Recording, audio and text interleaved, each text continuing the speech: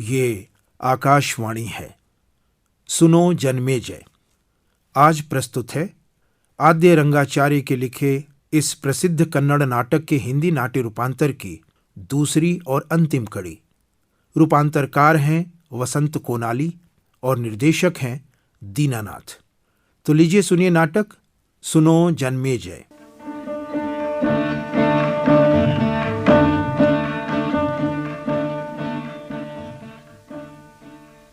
सच पूछे तो आपको देखकर युवकों का भी हृदय एकदम बंद हो सकता है। और उस बेचारे बूढ़े का क्या हाल होगा। चल हट, बकवास बंद कर। आप पहले आईने में देखिए और बाद में बोलिए कि मेरी बात सच है कि नहीं। आप मुझे कोई मामूली आदमी ना समझिए। मेरा बाप सैकड़ों एकड़ जमीन का मालिक था। उसके बिरते पर मैंने कर्जा ले लिया और 50 एकड़ बचाकर बाकी जमीन बेचकर कर्जा चुकाया। अच्छा, तो यहाँ क्यों आ गया चपरासी बनकर? मैं यहाँ क्यों आ गया? आप ही सोचिए क्यों आ गया हूँ। लेकिन ये सब मुझे क्यों बता रहा है? आप ही सोचिए बेगम साहब, ये सब आपको क्यों बता रहा हूँ। ये क्या है? पूछा तुझसे है और सब कुछ मुझे ही सोचने को कह रहा है तू? सच्चे मर्द की यही निशानी है। चल हट, बकवास बंद कर। जा चाय ला। क्या मैं अंदर आ सकता हूँ? कौन? जी मैं, क्या मुझे बुलाया? हाँ, कि तो मैंने बुलाया कब था और तुम कब आ रहे हो? हैं? जी अच्छा रहने दो। वो उस जगह क्या हुआ? जी वो हम जितने पैसे देने के लिए तैयार हैं उतने में बेचने में उसका मालिक तैयार नहीं। तुम्हें किसने बताया? जी वो दलाल ने। दलाल आया था? है? भाड़ में गया तुम्हारा दलाल। ये तो बताओ वो मालिक खुद क्या कहता है? जी उसको बुलाया था लेकिन वो यहाँ आने के लिए तैयार नहीं है। कमाल हो तुम भी। यहाँ का काम और उसका महत्व तुमने बिल्कुल नहीं समझा। तुम नव समाज निर्माण के बारे में क्या जानते हो? है? उसके ऑफिस के लिए एक इमारत का भी इंतजाम नहीं कर सकते। दिनों दिन बढ़ने वाला केंद्र है ये। ओहो, इसीलिए इसकी एक अलग इमारत चाहिए और इसके बिना हम काम नहीं कर सकते। मैंने ये सब तुमको पहले ही समझाया था कि अमुक ठिकाने में 50 एकड़ की एक जगह है, ये भी बता दिया। फिर भी आज तक तुम उसके मालिक से बातचीत नहीं कर पाए। क्या कह रहा है तुम लोगों को? हैं? बोलो। जी आप चाहें तो मैं उसे फिर बुला लूंगा या फिर आप ही उसे। क्या मैं उसके पास जाऊं? अगर मुझे ही काम करना है तो तुम लोगों की क्या जरूरत है इस ऑफिस में? जी वो तो मेरी स्पेशल डिग्री की वजह से मुझे यहाँ लिया गया है। Special degree? भाड़ में गई तुम्हारी स्पेशल डिग्री। यदि तुम्हारी स्पेशल डिग्री कुछ काम की थी तो मुझे क्यों बुलाते यहाँ? वो हैं? तुम बिल्कुल अनुभवहीन हो। जाओ जाओ जाओ, मैं खुद ही लिख भेजूंगा। और वो उसको भेज देना डिक्टेशन लेने के लिए।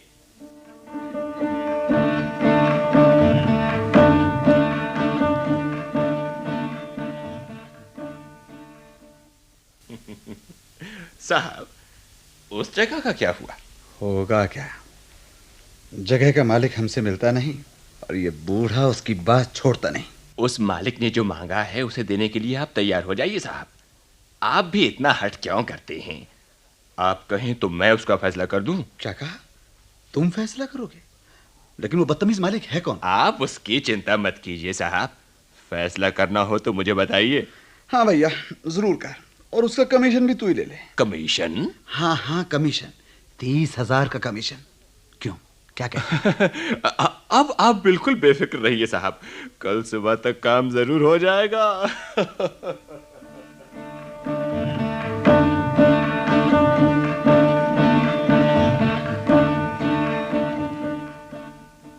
क्या मैं अंदर आ सकती हूँ? कौन? अच्छा, आइए बैठिए। आपने कहा कि कुछ डिक्टेशन लेनी है। डिक्टेशन? मैंने कहा? हाँ, वो उन्होंने बोला। कौन? वो गुमाश्ता? मूर्ख है वो, है स्पेशल डिग्री वाला मूर्ख। उसने कहा कि मुझे आपको डिक्टेशन देनी है। अरे आप खड़ी क्यों है? बैठिए ना। ओहो, कितनी बार कहा है यहाँ पर एक कुर्सी रख। कोई बात नहीं, मैं खड़ी होकर डिक्टेशन लूंगी। क्या दशा हो गई है हमारे देशवासियों की। सबको पैसे चाहिए, पैसे, काम नहीं। आगे बढ़ने की महत्वाकांक्षा नहीं, पढ़े लिखे होते हुए भी व्यवहार कुशलता नहीं। अरे अरे अरे, ये क्या? आप ये सब लिख के ले रही हैं? जी। नहीं नहीं नहीं नहीं, मैं ऐसे ही कहता था। देखिए, आपके आने के बाद ऑफिस जरा सुथरा हुआ मालूम होता है, क्यों, है ना? जी, कल से आपकी मेज पर एक फ्लावर पॉट रखवा दूंगी। सच पूछे तो उसकी कोई आवश्यकता नहीं। कुछ फूलों को एक जगह रखने के बदले आप ही उन फूलों से अपने केश श्रृंगार कर ऑफिस में आया करें तो अधिक सुंदर दिखे। क्यों, ठीक है ना? अरे ये क्या, आप अभी तक खड़ी हैं? बैठते क्यों नहीं? नहीं नहीं, ऐसे ही ठीक है। विनय की भी हद है भाई। मुझे ये बात बिल्कुल पसंद नहीं। सरकारी ऑफिसों में ये एक बुरी बात है कि कई लोग ऊंचे, कई लोग नीचे समझे जाते हैं। लेकिन मैं कहता हूं कि कोई ऊंचा नहीं, कोई नीचा नहीं। हर एक अपने अपने काम करते हैं और वो सब मिलकर एक बड़ा काम होता है। इसमें ऊंच नीच कहां से आ गई? अरे आप ये भी लिख के जा रही हैं? वो भी खड़े होकर? अच्छा अच्छा, आज तो कुर्सी नहीं, लेकिन कल से आपके लिए यहाँ बैठने का इंतजाम करवा दूंगा और डिक्टेशन भी कल ही दूंगा, क्योंकि विषय इतना अर्जेंट नहीं है। अरे ये क्या, फिर वही हुआ। आज भी है ना, शायद मैं घर पर ही भूल आया। क्या चपरासी से कह दूं? हाँ, चपरासी से कह दीजिए कि ये सब फाइल्स और टाइपराइटर मेरे घर पर ले जाए। केवल आधे घंटे का काम है, वहीं घर में बैठकर टाइप कर सकते हैं और मेरे दस्तखत भी वहीं। ये तो मैं यही अभी टाइप कर देती हूँ। छी, अब तो ऑफिस बंद होने का समय हो रहा है। चपरासी अभी टाइपराइटर ले जाएगा और साथ साथ हम भी चले जाएंगे। हटो, मैं भी। ये क्या मालिक, ये क्या नाटक के बीच ही आप रंगमंच पर? आग लगे तुम्हारे नाटक को। छोड़ो छोड़ो, मुझे रोको मत। कितना अप्रामाणिक, अविश्वसनीय, गैर जिम्मेदार है यह बूढ़ा। समाज कार्य करने के बहाने अपना स्वार्थी साथ नहीं है लोग। मर जाओ तुम, बताओ कहाँ है ये लोग? मालिक, ये तो नाटक है और वे इसके पात्र थे। वे सब इस समय नेपथ्य गृह में गए हैं अपने चेहरे के रंग को उतारने के लिए। रंग उतारने? जी हाँ। क्या कहते हो तुम? क्या वो बूढ़ा बूढ़ा नहीं था? हाँ, वो बूढ़ा ही था। किंतु तुमने कहा कि उसने रंग लगाया था। हाँ, लगाया था, लेकिन आपके लिए नहीं। तो फिर किसके लिए? दफ्तर की उस लड़की के लिए। अच्छा, अब समझा। उस दफ्तर का बूढ़ा अंदर बूढ़ा है और बाहर युवक का रंग चढ़ाए है, और युवक अंदर युवक है और बाहर बूढ़े का रंग लगाए हुए है, और श्री सामान्य अंदर पंडित हैं और बाहर श्री सामान्य का रंग लगाए हुए हैं। आपने बिल्कुल ठीक समझा मालिक। वो बूढ़ा अपने लिए बूढ़ा है, किंतु उस युवती के सामने जवान दिखना चाहता है। वो युवक जो सचमुच जवान है, वो अपने अफसर के सामने बूढ़े की तरह झुक कर खड़ा होता है, बेचारा। और वो जो दूसरों के लिए सामान्य आदमी दिखता है, अपने आप को असामान्य मानता है। और वो जो लड़की दिखती है ना, हजारों वर्षों की मातृत्व की मूर्ति है। बस मालिक, आप स्वयं ही देख सकते हैं। चलिए, इनमें से एक एक के पास चलते हैं, आइए।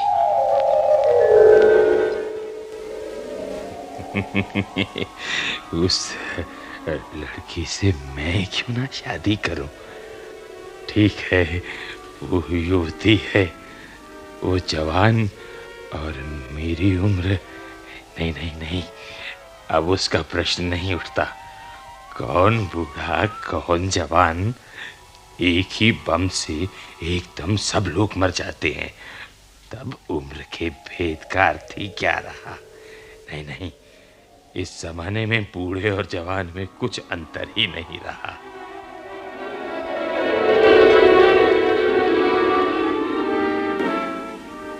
क्या बूढ़ा और जवान के बीच का अंतर भी नहीं समझ पाती, या समझकर भी उसके बारे में उदासीन है? हाँ, वो कहती थी कि आगे से अब किसी के बच्चे ही नहीं होंगे। इसका क्या मतलब? क्या मतलब?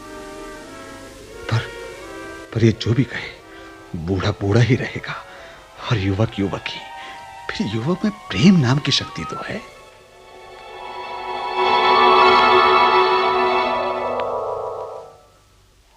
प्रेम। ये प्रेम नाम की चीज हर कहानी में आती है। उन कहानियों को पढ़कर मुझे लगता है प्रेम सब झूठ है। आदमी जब औरत को चाहता है तब वो उसे प्रेम कहता है, लेकिन औरत को प्रेम से क्या करना है? पेट भर खाना, अंग भर कपड़े और गहने, बस ये सब जहां मिलेंगे उसी स्थान को पसंद करेगी औरत। अरे भगवान ने तो औरत को ऐसा ही बनाया है। 50 एकड़ जमीन और 30,000 रुपए कमीशन, क्या इन सबको छोड़ सकेगी वो? और हाँ, मैं कहाँ उसे छोड़ने दूंगा? औरत को और क्या चाहिए?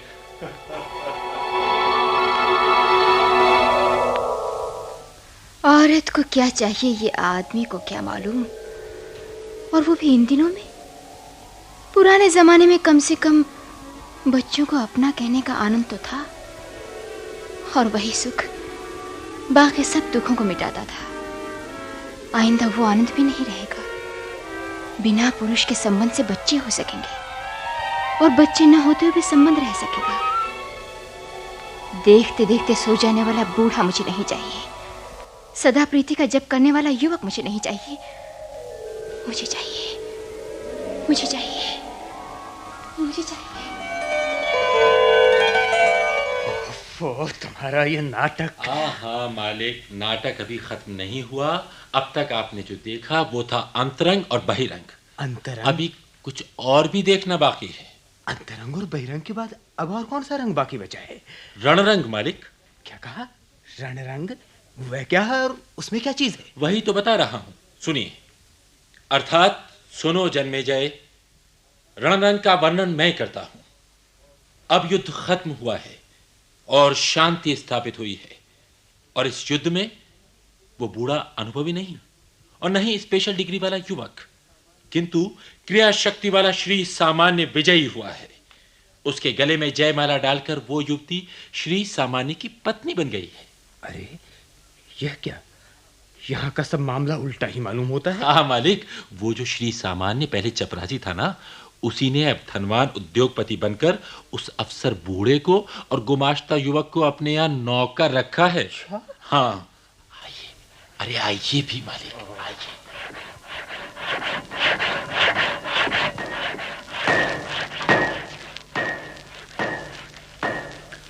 दादा, आप जैसे लोगों को नौकरी देने पर काम बिल्कुल आसान हो जाता। एक कुर्सी, एक मेज, कुछ कागज, पेंसिल, स्याही और कलम, बस इससे ज्यादा दादा को और किसी चीज की जरूरत ही नहीं। अच्छा, अभी ये हिसाब कहाँ तक पहुंचा? मेरा बनाया हुआ प्लान और मेरा किया हुआ हिसाब कभी गलत नहीं हो सकते हैं। ऐसे कहते कहते ही आपने उस दफ्तर का दिवाला निकाल दिया। क्यों, सच है ना? जी, वो एक गलती हुई है मुझसे, क्योंकि मुझे ये मालूम नहीं था कि उस 50 एकड़ जमीन के मालिक हाँ, आप थे। और अगर ये मालूम होता तो मुझसे भी रिश्वत ले लेते। क्यों? वो अपना लड़का है ना गुमाश्ता, उससे मैंने कहा जमीन मापने में थोड़ी बहुत होशियारी से काम ले, और वो था भी होशियार। उसने वैसे ही किया, और परिणाम क्या हुआ? मेरे पास 50 एकड़ जमीन थी, सरकार ने मुझसे खरीदी भी 50 एकड़, और उसमें आधा एकड़ मेरे लिए बाकी बच गई। क्या इस हिसाब को अनाड़ी हिसाब कहते हो? मैं इसे धोखा कहता हूँ। धोखा? ठीक है, लेकिन अब जो तुम कर रहे हो उसे तो धोखा जरूर कहना चाहिए। मैं कर रहा हूँ? वो कौन सा काम? क्या तुम घटिया सामान लगाकर मकान नहीं बना रहे मेरे लिए? छी, वो आपके लिए नहीं है। मेरे लिए नहीं तो मेरी ओर से सही। इन मकानों का किराया मुझे मिले, यही ना? हाँ, क्यों नहीं। मकान बनाने में बढ़िया माल का ही इस्तेमाल करने का इकरार कहाँ किया है किराएदारों से हमने। हाँ, बिल्कुल ठीक कहते हैं आप, और कभी कभी होशियारी भी काम आती है। अच्छा दादा, एक मकान के लिए कितना खर्चा आएगा? करीब 10,000। और किराया कितना मिलेगा? 100 रुपए। खर्चा 10,000, किराया 100। 10 साल में सब खर्चा निकलकर क्यों दादा, मेरा हिसाब फिर गलत हुआ? महाशय, मैंने जो 100 रुपए का किराया कहा वो 1 साल का नहीं, 1 महीने का। क्या कहा? 100 रुपया महीना? आप समझ गए होंगे मेरे काम का कमाल। अनुभव ही करता है सब कमाल। मेरा घर बार का सब खर्च सिर्फ भत्ते से निकलता था और तनख्वाह सब बैंक में जमा होती थी। वो भी मेरे अनुभव का कमाल था। वो कुछ भी हो, लेकिन इतना याद रखिए कि यहाँ का काम जितना भी हो और जो कुछ भी हो फटाफट हो जाना चाहिए। क्या कहा? अब क्यों, कुछ याद आ गया? जी क्या हुआ? इतने जोर से क्यों हंस रहे हो? सुनो दादा, औरत तो ऐसी होनी चाहिए जो रोने पर पूछे रोते क्यों हो और हंसने पर पूछे हंसते क्यों हो, वरना आदमी किसके लिए रोए और किसके लिए हंसे। सुनती हो जी? घर में कोई घंटी पड़ी हो तो उसे छिपा कर रख देना, नहीं तो वो दादा उसे भी बजाते रहेंगे। चलो इस अनुभवी को अपना काम फटाफट करने दो, हम अपने गुमाश्ता दोस्त के पास जाएंगे। क्या हाल है हमारी स्पेशल डिग्री? उसी को काट काट कर घर की दीवारों पर चिपका रहा हूं। हिम्मत ना हारो बेटा, परेशान मत हो। चारों ओर से धोखा ही धोखा। नहीं नहीं नहीं, सब लोग पढ़ते लिखते हैं, तुमने भी पढ़ा लिखा, उसमें धोखे की बात कहां से आई? इस जगह के मालिक तुम थे, फिर भी तुमने मुझे बताया नहीं। बताया होता तो तुम क्या करते ये मुझे मालूम है। जिस तरह सरकार को धोखा दिया उसी तरह मुझे भी देते। सरकार को किस तरह धोखा दिया मैंने? आधा एकड़ छोड़कर 50 कह करना अपना, क्या वो धोखा नहीं था? पर धोखा देने के लिए एक स्पेशल डिग्री की जरूरत नहीं है, इस बात का प्रमाण मैं दे चुका हूं, इसीलिए तुम्हें मुझ पर गुस्सा है। मेरी डिग्री की निंदा मत करो, वही मेरा ब्रह्मास्त्र है। इसी के बल से मैं किसी से नहीं डरता, तुमसे भी नहीं। तुमने क्या समझ रखा है मुझे? अगर ज्यादा बातें करोगे तो यहां से निकल जाऊंगा, जहां चाहूं वहां इस डिग्री को दिखाऊंगा, जो ज्यादा तनख्वाह देगा उसी के हाथ उसे बेच दोगे। इसी को तो कहते हैं पशु जीवन। क्या कहा? पशु जीवन, शुद्ध पशु जीवन कहा है। पाला हुआ कुत्ता, बना हुआ पशु। बिना डिग्री के तुम्हारा काम पशु भी कर सकता है, इसीलिए पशु जीवन कहा है मैंने। जी, किस बात में इतना मजा ले रहे हो? देखो ना इन दोनों को, मैं जो दे रहा हूं उसी से पेट भरकर मुझे समझाने आए हैं। क्यों? इसलिए नहीं कि ये पढ़े लिखे हैं, बल्कि इसलिए कि इन दोनों को पीछे धकेलकर मैंने तुमसे शादी जो की।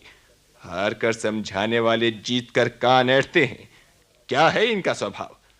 तुम्हारा काम है सिर्फ काम करना, जाओ जाकर काम करो। इतने मैं जरा घूम फिर आऊं।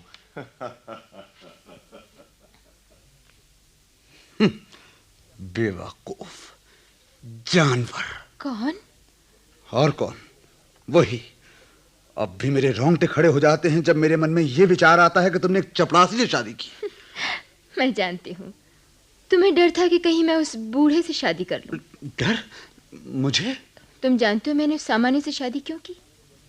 बता दूं उसकी कहानी? दूसरों की व्यभिचार की कहानी सुनने के लिए मैं तैयार नहीं। उन्होंने भी यही कहा था उस दिन। यही कहा था? किसने? कब? तुम्हें याद है, उस दिन हम सब यहाँ ये जगह देखने के लिए आए हुए थे। तुम और वो बूढ़ा बातें करते करते दूर उस पेड़ के पास चले गए थे। आसमान पर बादल घुमड़ाए थे। मैं आसमान की तरफ देखती देखती आगे बढ़ी जा रही थी। एक खड्डे में गिरने के करीब ही थी मैं कि न जाने कहां से ये मेरे सामने आकर खड़े हो गए और मेरी ओर ऐसे देखने लगे कि मैं एकदम रोमांचित हो गई, पसीना पसीना हो गई मैं। होश आने पर मैंने देखा ये सामने खड़े हंस रहे थे। तुम आसमान को देखती थी? फिर कहा। तुम जमीन को भूल गई थी। फिर बोले। तुम्हें जमीन और आसमान की कहानी मालूम है? अरे इतनी घबराहट क्यों? अगर ना सुनी हो तो बैठो, मैं सुनाऊंगा। ऐसा कहते कहते मेरा हाथ पकड़कर मुझे उस ठूंठ पर ले जाकर बिठा दिया। अब सुनो कहानी। ये जमीन और आसमान कभी एक दूसरे को छोड़ते नहीं और कभी एक दूसरे को देखे बिना रहते भी नहीं। इतनी आत्मीयता होती है इनमें। कि कभी कभी जमीन ऊपर उठकर आसमान हो जाती है और कभी कभी आसमान नीचे गिरकर जमीन बन जाता है। वो दोनों जब एक रूप होते हैं तब धन धान्य गाय भैंस आदियों की एक नई दुनिया पैदा होती है। तुम जानती हो इस कहानी को मैं तुम्हें क्यों सुना रहा हूं? इसलिए कि तुम हो जमीन और मैं आसमान। जमीन और आसमान। धोखा, धोखा। कौन हो तुम? मैं कौन? पहले ये तो बताओ तुम कौन हो? क्या तुम नहीं जानते? क्या? इसकी ओर देखो तो सही। अरे हाँ, बेचारा, लगता है बूढ़े का अंत आ गया है। उसके अंग अंग ऐंठ गए। देखो, धीरे धीरे प्राण निकले जा रहे हैं। कितना बदनसीब हूं मैं। क्या कहा? तुम बदनसीब? हाँ, क्योंकि ये बूढ़ा अब मर रहा है। 7-8 बरस पहले ही मरता तो क्या होता। इस बूढ़े को देखो, अभी तक काम करता रहा है और कमाता रहा है और अपने पसीने से हम जैसे युवकों के भविष्य को मिटाता आया है। और अब मर रहा है। इसके बदले 7-8 बरस पहले ही मरता तो तुम बूढ़े होते। क्या? जब तक बूढ़े लोग जिंदा रहते हैं, केवल तब तक जवान लोग अपने को जवान समझ सकते हैं। देखो देखो, वो बूढ़ा जिंदा है, उठने का प्रयत्न कर रहा है। हाँ, कमाल की बात है, आसानी से उठ गया। अरे, चलने भी लगा, और वो भी आंखें बंद किए किए। हाँ, रात में जब बैलगाड़ी वाला सो जाता है तब गाड़ी की बैल अपने आप ही ठीक रास्ते पर चलते रहते हैं। उसी तरह से उसके पैर भी चल रहे हैं। देखो देखो, वो कुछ बोलने का प्रयत्न कर रहा है। मैं कौन और तुम कौन? अरे मूर्ख, मैं और तुम दो नहीं, एक है। मैं जो आज हूं वो तुम कल होगे। आज का मैं ही कल के तुम हो। क्या ये मुझसे कह रहा है? मुझे डर लग रहा है। इसमें डरने की क्या बात है? मैं 4 बच्चों की माँ हूँ। तुम्हें मालूम होना चाहिए कि आज की माँ कल की पत्नी थी। क्या पागलपन है। पूछते हैं मैं कौन हूँ। मूर्ख ठहरे, कहते हैं कि मैं बूढ़ा हूँ। शत मूर्ख है वे। मैं बूढ़ा नहीं, चिरंजीवी हूँ। मैं चिरंतन हूँ। मैं बीते हुए कल को जगमगाते आज में मिलाकर अनंत रूप से चलने वाला काल हूँ मैं।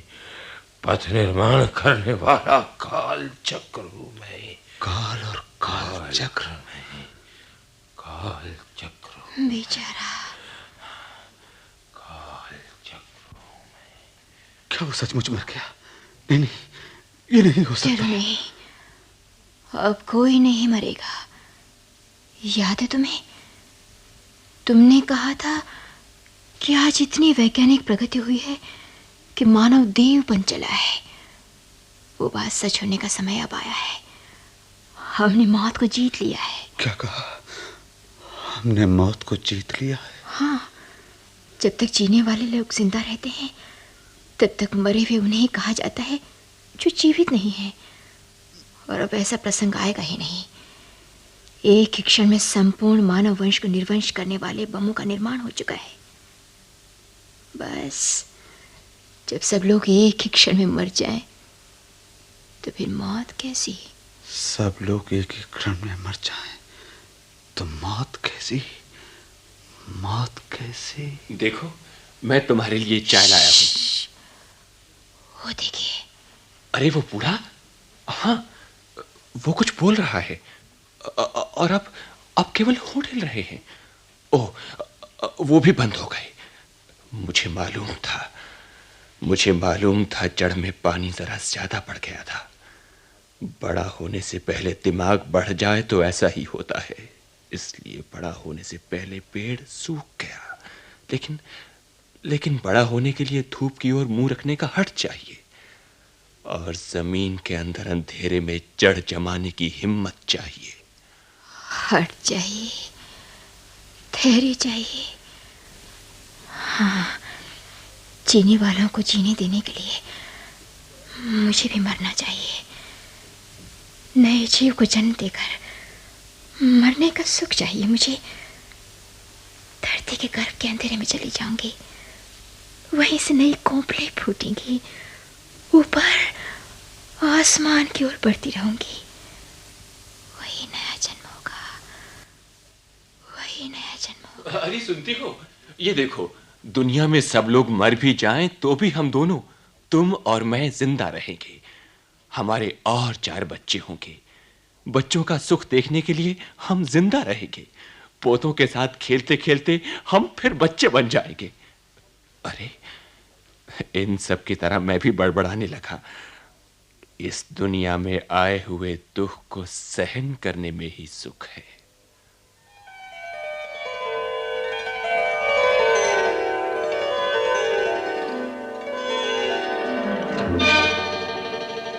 तो सूत्रधार, आखिर तुम्हारा ये नाटक खत्म हो गया ना? जी हाँ। तुम इस नाटक के लेखक को जानते हो? जी जानता हूं। जब वे नाटक लिख रहे थे तब तुमने उन्हें देखा था? आपका मतलब? मैं कहता हूं, इसे लिखते समय तुम्हारे लेखक शीर्षासन में थे, सिर नीचे टांग ऊपर। यानी आपका कहने का मतलब है मालिक कि उनके विचार उलट पुलट गए हैं। हाँ। लेकिन मैं कहता हूं मालिक कि जिंदा रहकर नश्वर होने के बदले मरकर अमर हो जाना अच्छा है। क्या तुम ये कहना चाहते हो कि वे 4 पात्र जो अभी मर गए थे जिंदा हैं, और मैं जो जिंदा हूं मर गया हूं? मरे हुए लोगों के राज्य में जिंदा रहने वाले ही प्रेत माने जाते हैं मालिक। अब कहिए, आप कौन हैं? मैं कौन हूं? मैं बताता हूं आप कौन हैं। सुनिए, अर्थात सुनो जन्मेजय।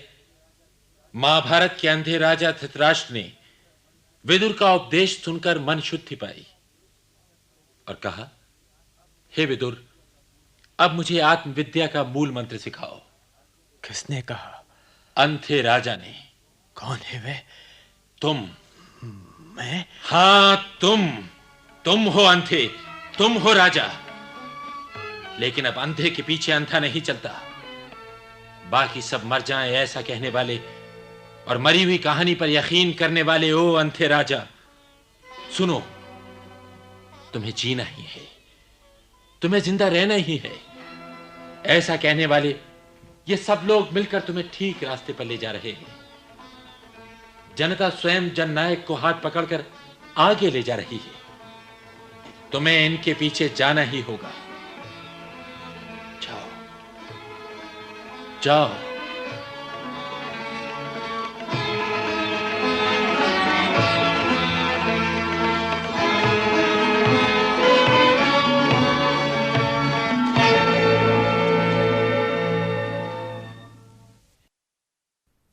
सुनो जन्मेजय। अभी आप आद्य रंगाचार्य के लिखे प्रसिद्ध कन्नड़ नाटक के हिंदी नाट्य रूपांतर की दूसरी और अंतिम कड़ी सुन रहे थे। रूपांतरकार थे वसंत कोनाली। इस नाटक के निर्देशक थे दीनानाथ। नाटक में भाग लेने वाले कलाकार थे ओम शिवपुरी, सुधा शिवपुरी, गुलशन कपूर, नंदलाल शर्मा, अशोक सरीन, H.K. वर्मा, राजगुप्त राजीव, देवराज दिनेश और अनिल सहगल। केंद्रीय नाटक एकांश के लिए तैयार किए गए इस नाटक को आकाशवाणी के दिल्ली केंद्र से प्रसारित किया गया।